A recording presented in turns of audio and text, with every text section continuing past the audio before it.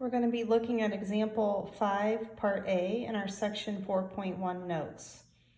Our job for example 5 is to find the absolute extreme values of our function on the given interval, and we have a process for this to happen that we need to follow. So we're going to find the critical points. This is what we just did in example 4, so we'll be looking at where the derivative is equal to 0 or where it fails to exist. Then we're going to evaluate our given function at our critical points and at the endpoints of our interval. And then we will pick the largest value for our absolute max and the smallest value for our absolute min. Okay, so for step 1, we're going to go ahead and find the derivative. So the derivative here is going to use the power rule. So drop the 4/3 down. We subtract 1 from 4/3, we get 1/3. The derivative of the inside is 1, so there's no real need to write that part of the derivative. Okay, so next we want to set this equal to 0. Okay, so we have 0 equals 4/3. Okay, please remember when we have a denominator like this, this is telling us a kind of root, so we have the cube root of x plus 1. Okay, we could multiply both sides by 3/4, so we really have 0 as the cube root of x plus 1. That's the part of the equation we need to focus on. Okay, we cube both sides to get rid of the cube root, so we're going to have 0 equals x plus 1. So we get the x equals -1 is our critical point for this problem. All right, now in step 2, we want to evaluate our function for the endpoints of our interval, which is -9 and 7.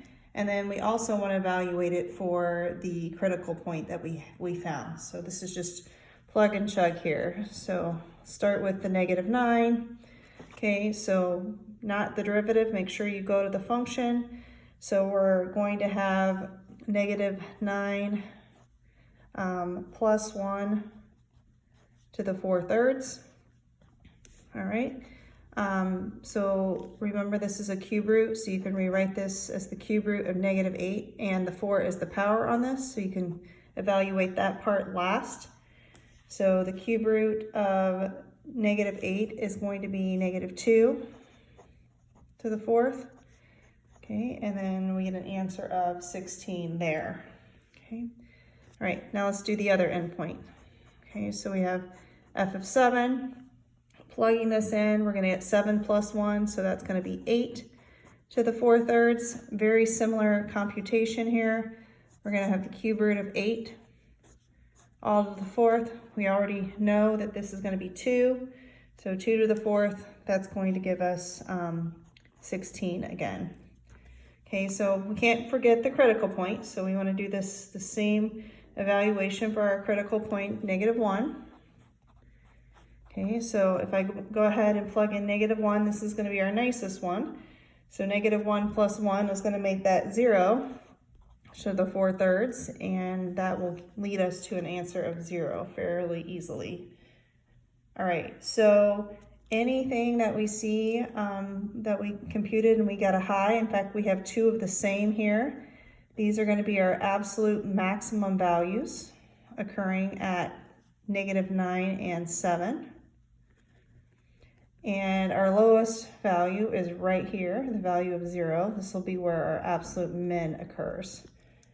All right, so to conclude this in nice answer form here, we can say that -9, 16, and 7, 16 are our 2 places where we have absolute maximums.